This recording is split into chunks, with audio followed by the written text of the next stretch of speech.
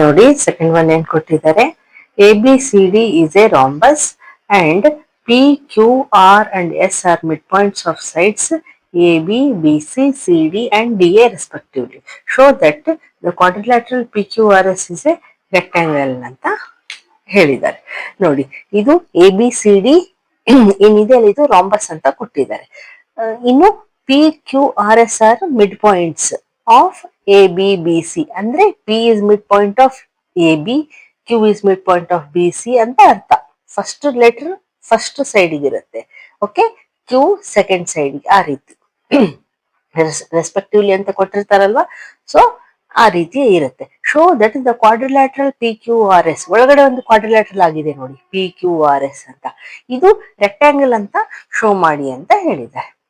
ಈಗ ನಾವು rectangle show ಮಾಡ್ಬೇಕು ಅಂತಂದ್ರೆ ಡಯಾಗ್ನಲ್ಸ್, ಇದ್ರೊಳಗಡೆ ಡಯಾಗ್ನಲ್ಸ್ ಆಗ್ತಾವಲ್ವಾ ಈ ಕ್ವಾಡ್ರಿಲ್ಯಾಟ್ರಲ್ಗೆ, ಅದು ಈಕ್ವಲ್ ಅಂತ ಪ್ರೂವ್ ಮಾಡಿದ್ರೆ ನಾವು ರೆಕ್ಟಾಂಗಲ್ ಅಂತ ಶೋ ಮಾಡಿದಾಗುತ್ತೆ ಅಲ್ವಾ. ರೆಕ್ಟಾಂಗಲ್ಗೆ ಡಯಾಗ್ನಲ್ಸ್ ಈಕ್ವಲ್ ಇರ್ತವೆ. ಸೊ ಅದು ಶೋ ಮಾಡೋದಕ್ಕೆ ಫಸ್ಟ್ ನಾವೇನ್ ಮಾಡೋಣ ನೋಡಿ, ಫಿಗರು ಅವ್ರು ಹೇಳ್ದಾಗೆ ನಾವು ಮಾಡಿದೀವಿ. ಓಕೆ, ಒಂದು ರಾಂಬಸ್ ಮಿಡ್ ಪಾಯಿಂಟ್ಸ್ ಜಾಯಿನ್ ಮಾಡಿ ಒಳಗಡೆ ಒಂದು ಕ್ವಾಡ್ರಿಲ್ಯಾಟ್ರಲ್ ಆಗಿದೆ.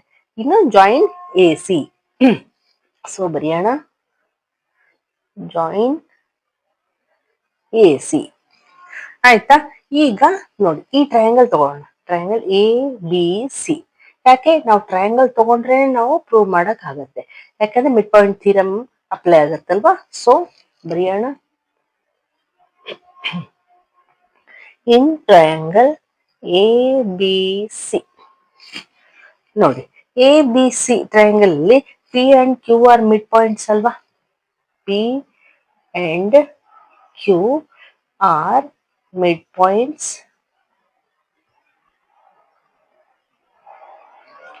ಆಫ್ ಪಿ ಎ ಬಿಗಿದೆ ಅಂಡ್ ಕ್ಯೂ ಬಂದು ಬಿ ಸಿಗಿದೆ. ಓಕೆ, ಪಿ ಫಸ್ಟ್ ಬರ್ದಿದ್ದೀನಲ್ವಾ, ಅದಕ್ಕೆ ಎ ಬಿ ಫಸ್ಟ್ ಬರ್ದಿದ್ದೀನಿ, ಕ್ಯೂ ಬಿ ಸಿ. ಓಕೆ, ಈಗ ಮಿಡ್ ಪಾಯಿಂಟ್ ಆಗಿರೋದ್ರಿಂದ ಏನ್ ಹೇಳ್ಬೋದು ನಾವು, P Q is parallel to A C ಆಗತ್ತಲ್ವಾ ಮಿಡ್ ಪಾಯಿಂಟ್ ಥಿಯರಮ್ ಅಲ್ಲಿ. So therefore P Q is parallel to A C. ಇನ್ನೇನಾಗತ್ತೆ, P Q is half of A C ಆಗತ್ತಲ್ವಾ. So ಅದನ್ನು ಬರೆಯೋಣ, P Q is equals to half of A C, ಆಯ್ತಲ್ವಾ.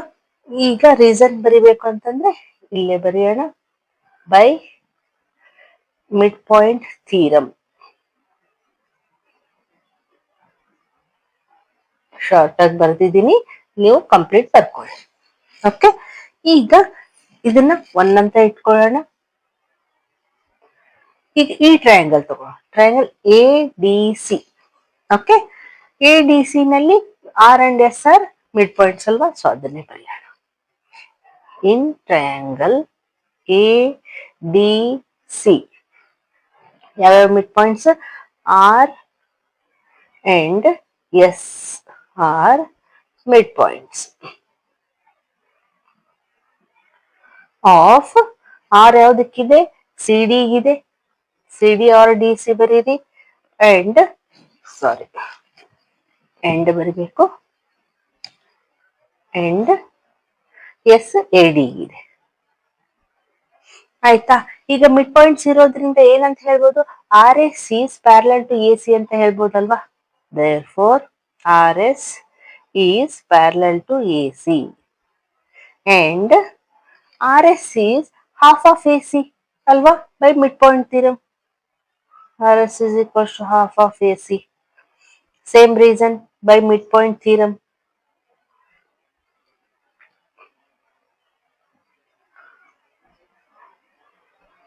Okay, ಇದನ್ನ number 2 ಅಂತ ಇಟ್ಕೊಳ್ಳೋಣ. ಈಗ ನೋಡಿ ಫ್ರಮ್ 1 and 2 ನೋಡಿ, ಇಲ್ಲಿ P Q is parallel to A C ಇದೆ, R S is parallel to A C ಇದೆ, ಅಂದ್ರೆ ಈ P Q A C parallel ಇದೆ, ಇನ್ನು ಆರ್ ಎಸ್ ಕೂಡ ಎ ಸಿ ಪ್ಯಾರಲಲ್ ಇದೆ, ಅಂದ್ರೆ ಈ P Q and S R ಕೂಡ ಪ್ಯಾರಲಲ್ ಇದಾವೆ, ಎರಡೂನು ಪ್ಯಾರಲಲ್ ಇದಾವೆ ಅಂತ ಅರ್ಥ. ಎ ಸಿಗೆ ಎರಡು ಪ್ಯಾರಲಲ್ ಇದಾವಲ್ವಾ, ಸೊ ನಾವೇನ್ ಹೇಳ್ಬೋದು, P Q is parallel to R S ಅಲ್ವಾ? 1 and 2 ಇಂದ ನಾವು ಈ ಕನ್ಕ್ಲೂಷನ್ ಬಂದ್ವಿ. ಇನ್ನು P Q is equal to half of A C ಇದೆ. ಅದೇ ರೀತಿ R S is equal to half of A C ಇದೆ. When R H S are equal, L H S must be equal. So ಏನ್ ಹೇಳ್ಬೋದು? P Q is equals to R S ಅಲ್ವಾ? ಇವೆರಡು ನೋಡಿ, ಅದಕ್ಕೆ ನಾವು ಈ ಕನ್ಕ್ಲೂಷನ್ ಬಂತು. ಈಗ ನೋಡಿ, ಈ ಹಿಂದಿನ ಫಸ್ಟ್ ಕ್ವಶನ್ ಕೂಡ ಇದೇ ರೀತಿ ಇತ್ತಲ್ವಾ? ಈ ಪಿ ಕ್ಯೂ ಆರ್ ಎಸ್ ಅಲ್ಲಿ P Q is parallel to R S ಇದೆ. ಅದೇ ರೀತಿ P Q is equal to R S ಇದೆ. ಸೊ ನಾವೇನ್ ಹೇಳ್ಬೋದು?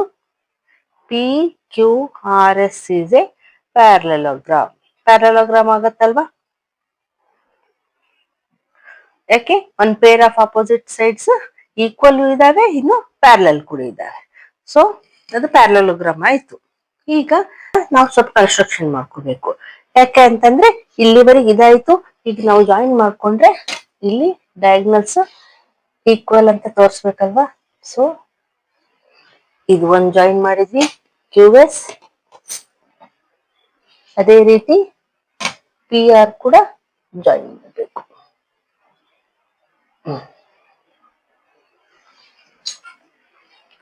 ಇಲ್ಲಿ ಬರೆಯೋಣ, ಜಾಯಿನ್ ಎ ಸಿ ಬರ್ದಿದ್ದೀವಲ್ವಾ? ಅದೇ ರೀತಿ join P R and Q S R S Q. ಆಯ್ತಾ? ಈಗ ಬರೆಯೋಣ. ನಾವು ಇನ್ ಕ್ವಾಡ್ರಿಲ್ಯಾಟ್ರಲ್ ನೋಡಿ, ಈಗ ಎ ಬಿ ಕ್ಯೂ ಎಸ್ ಇದೊಂದು ಕ್ವಾಡ್ರಿಲ್ಯಾಟ್ರಲ್ ಆಯ್ತಲ್ವಾ? ಸೊ ಈ ಕ್ವಾಡ್ರಿಲ್ಯಾಟ್ರಲ್ ತಗೊಳ್ಳೋಣ. A B Q S. ಈ ಕ್ವಾಡ್ರಿಲ್ಯಾಟ್ರಲ್ ಅಲ್ಲಿ ಈಗೇನು ಈಕ್ವಲ್ ಇದಾವೆ ನೋಡೋಣ. A S is equals to B Q ಆಗುತ್ತಲ್ವಾ? ಯಾಕೆ? A D is equals to B C ಇದೆ, ರಾಂಬಸ್ ಅಲ್ವಾ? ಇಲ್ಲಿ ಆಲ್ ಸೈಡ್ಸ್ ಆರ್ ಈಕ್ವಲ್ ಇರ್ತವೆ. So half side equal to half side ಆಗುತ್ತಲ್ವಾ? ಸೊ ನಾವೇನ್ ಹೇಳ್ಬೋದು? A S equal to B Q. Reason half sides, half of equal sides ಅಂತ ಬರೆಯೋಣ. Half of equal sides, ಯಾಕಂದ್ರೆ ಈಕ್ವಲ್ ಸೈಡ್ಸ್ ಇದ್ದಾವೆ, ಅದರಲ್ಲಿ ಎರಡೂನು ಹಾಫ್ ತಗೊಂಡಿದ್ದೀವಿ. ಅದೇ ರೀತಿ A S is parallel to B Q. Same, rhombus ಅಂದ್ರೆ ಸೈಡ್ಸ್, ಅಪೋಸಿಟ್ ಸೈಡ್ಸ್ ಪ್ಯಾರಲಲ್ ಇರ್ತಾವಲ್ವಾ? ಸೊ ಇದು ಹಾಫ್ ಆಫ್ ಇದಾವೆ. So A S is parallel to B Q. ನೋಡಿ, ಈಗ A S B Q parallel ಕೂಡ ಇದಾವೆ, A S is equal to B Q ಇದಾವೆ. ಅಂದ್ರೆ ನಾವೇನ್ ಹೇಳ್ಬೋದು? A B Q S is a parallelogram ಅಂತ ಹೇಳ್ಬೋದಲ್ವಾ? ಸೊ ಅದನ್ನೇ ಬರೆಯೋಣ. A S B sorry A B Q S ಇಲ್ಲಿ ತಗೊಂಡಿದೀವಲ್ವಾ? Is a parallelogram. ಪ್ಯಾರಲೋಗ್ರಾಮ್ ಅಂತ ಪ್ರೂವ್ ಮಾಡಿದ್ವಿ. ಇಲ್ಲಿ ಯಾವ ರೀತಿ ಬರ್ದು ಸೇಮ್ ಅದೇ. ಈಗ ಪ್ಯಾರಲೋಗ್ರಾಮ್ ಆಯ್ತಲ್ವಾ? A B Q S parallelogram ಆಯ್ತು. ಆದ್ರೆ A B is equal to S Q ಆಗುತ್ತಲ್ವಾ? ಯಾಕೆ? Opposite sides of parallelogram. So ಬರೆಯೋಣ. Therefore A B is equals to S Q R Q S. Reason opposite sides of parallelogram. Opposite sides equal ಇರ್ತಾವಲ್ವಾ parallelogram ಅಲ್ಲಿ? ಅದನ್ನೇ ಬರ್ದಿದ್ದೀವಿ. ಈಗ ನೋಡಿ,